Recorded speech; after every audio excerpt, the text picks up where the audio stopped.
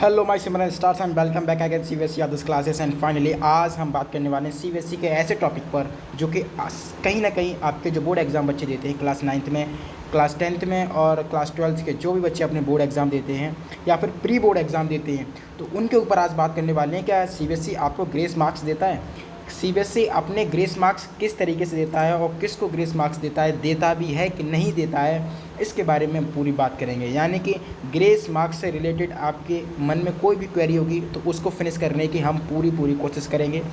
सिर्फ और सिर्फ आपको दो काम करने हैं, एक तो वीडियो को शेयर करना है और वीडियो को एंड तक देखना है।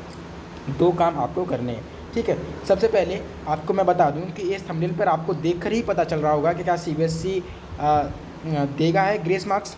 सीबीएसई जो है क्या वो ग्रेस मार्क्स देता है कि नहीं देता है।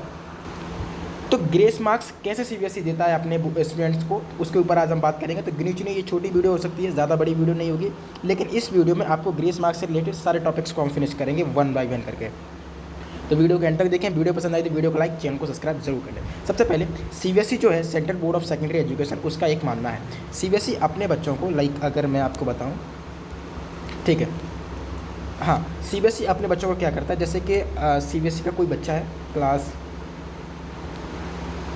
10th का है या फिर 12th का है, ठीक है, 10th का है या 12th का है, तो उसको क्या करता है, जैसे कि बच्चे ने अपना बोर्ड एग्ज़ाम दिया, अगर उसने एक एग्जांपल के तौर पे मानूँ कि उसने क्लास 12th में अपना फिजिक्स का बोर्ड एग्ज़ाम दिया,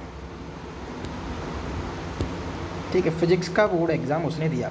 फिजिक्स के बोर्ड एग्ज़ाम में अगर आपको पास होना होता है तो 70 में से 23 नंबर चाहिए होते हैं।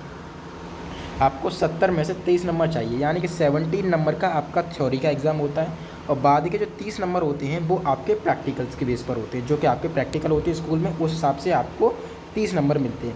लेकिन 23 नंबर जो आपको जो दिखे जा रहे हैं, ये 23 नंबर आपको पासिंग क्राइटेरिया है। यानी कि आपको 70 में से थ्योरी में अगर 23 नंबर आपके आ जाते हैं तो आप इजीली पास हो जाते हैं, ठीक है, सिर्फ पास हो जाते हैं। अब मान लीजिए कि बच्चा वीक है, बच्चे ने जो थ्योरी लिखी वो अपनी थ्योरी, हालांकि उसने क्वेश्चंस अटैम्प्ट किए, सारे क्वेश्चंस अटैम्प्ट किए। देखिए मैं बात पूरी कर भी बताऊंगा, लेकिन आपको ये बात माननी पड़ेगी। उस बच्चे ने क्या किया कि थ्योरी में अपने 70 नंबर में से उसने थ्योरी क्वेश्चन सारे अटैम्प्ट किए।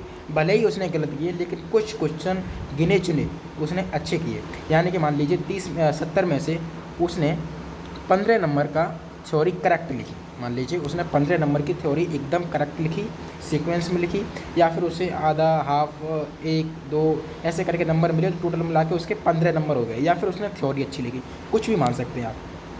अब बाकी कितना नंबर बच रहा है? बाकी आपका नंबर 8 नंबर बच रहा है।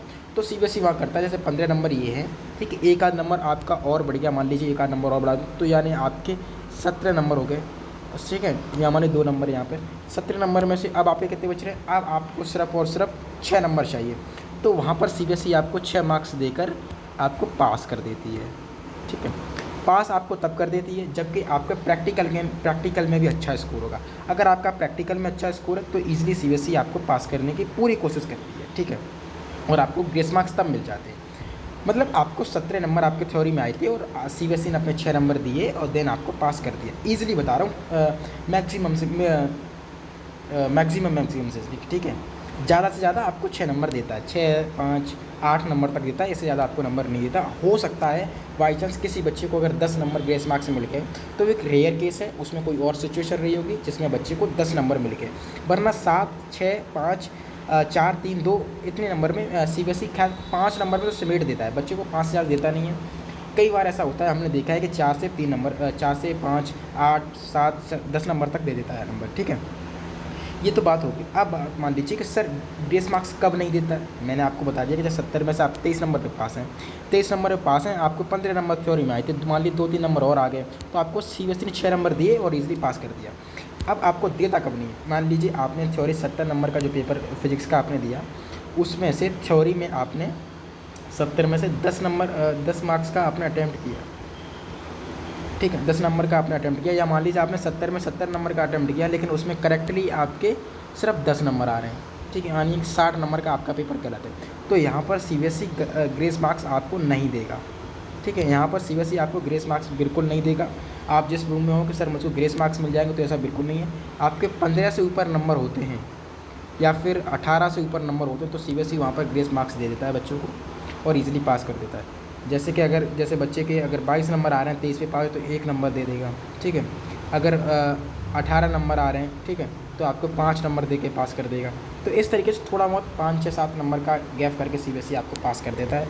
ऐसा बिल्कुल नहीं होता कि आप उसमें कुछ नहीं लिखेंगे और आपको सीबीएसई पास कर देगा, तो ऐसा बिल्कुल नहीं होने वाला, ठीक है। इस चीज़ को आप दिल से निकाल दें। अब इसमें देखो क्या सीबीएसई ग्रेस मार्क्स देता है, तो ये चीज़ करेक्टली है, यस, कि सीबीएसई ग्रेस मार्क्स देता है, ठीक है। और रिज़ल्ट से अपडेट है। अब रिज़ल्ट के बारे में बात कर लेते हैं कि रिज़ल्ट क्या है। रिज़ल्ट जो आपका बनता है वो आपको बेसिकली इसी बेस पर आपका बनता है। अगर आप टॉपर हैं अच्छी बात है, मीडियम है अच्छी बात है, ईजी है, अगर आप लेज़ी हैं तो भी कोई प्रॉब्लम नहीं है। बहुत से बच्चे ऐसे होते हैं, लेकिन सभी बच्चों को ध्यान में रखकर ही बच्चों को एक अच्छी फ्लो में, एक अच्छी नॉलेज में दी जाती है, ठीक है। तो बेसिकली ये तो आपको सीबीएसई से रिलेटेड सारी नॉलेज हमने बता दी।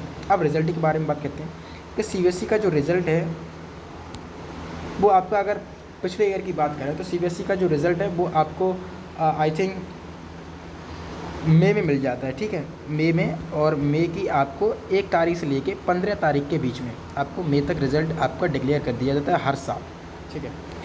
मतलब 1 महीने के बाद मार्च में आपके एग्ज़ाम होते हैं, अप्रैल तक एग्ज़ाम चलते हैं। या कई बार मैंने साल में देखा है कि आपको जून में भी सीबीएसई रिलीज करता है, लेकिन जून में रेयर केस में करता है। अगर कोई प्रॉब्लम आ जाती है तो इतना टाइम लगाता है, वरना इतना टाइम नहीं लगाता है और रिजल्ट अपना लेकर देता है। तो रिजल्ट बेसिकली जो आपका करता है सीबीएसई अपने चांसेस में ये चाहता है कि जैसे 100% बच्चे एग्ज़ाम दे रहे हैं तो उसमें वो चाहता है कि 90% बच्चों को वो पास करे। चाहता तो वो 100 आउट ऑफ 100 है, लेकिन कोशिश करता है कि वह ज़्यादा से ज़्यादा अपने बच्चों को पास कर पाए। तो उस फीस के कोई मकसद नहीं होता कि अपने बच्चों को वो फेल करे। कोई भी बोर्ड हो अपने बच्चों को कभी फेल नहीं करता है, लेकिन हाँ कुछ रेयर केस में मजबूरी बन जाती है कि बच्चे ने अपने बोर्ड एग्ज़ाम की कॉपी में कुछ लिखा ही नहीं है, ब्लैंक छोड़ दिए, तो वहाँ एक अलग पॉइंट है कि सीबीएसई वहाँ पर थोड़ा सा मिसअंडरस्टैंडिंग पॉइंट करता है और आपको बच्चों को फेल कर देता है, या कंपार्टमेंट लगा देता है, इम्प्रूवमेंट लगा देता है, या फिर तो एसेंशियल रिपीट होता ही है। तो बेसिकली आई होप आपको नॉलेज इस वीडियो में जितनी भी बताई गई है आपको पसंद आई होगी। पसंद आई है तो वीडियो को लाइक और एक छोटा सा प्यारा सा कमेंट ज़रूर कर दें और चैनल को शेयर ज़रूर करें, ठीक है। शेयर करने से ये है कि हमको ऐसा लगता है कि नहीं, जो भी मेहनत मैं यूट्यूब पर कर रहा हूँ वो आप तक ठीक वे में पहुँच रही है, आप हमारी बात को समझ पा रहे हैं, सुन पा रहे हैं और उस बात को इस्तेमाल भी कर रहे हैं, ठीक है। मिलते हैं अब नेक्स्ट टॉपिक के साथ, तब तक जय हिंद, जय भारत।